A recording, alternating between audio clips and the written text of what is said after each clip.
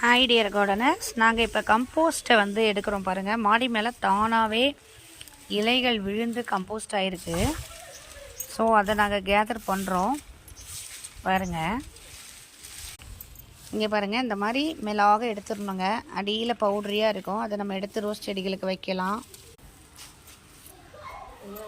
இந்த மாதிரி தாங்க நம்ம கழிச்சு கட்டிடணும்.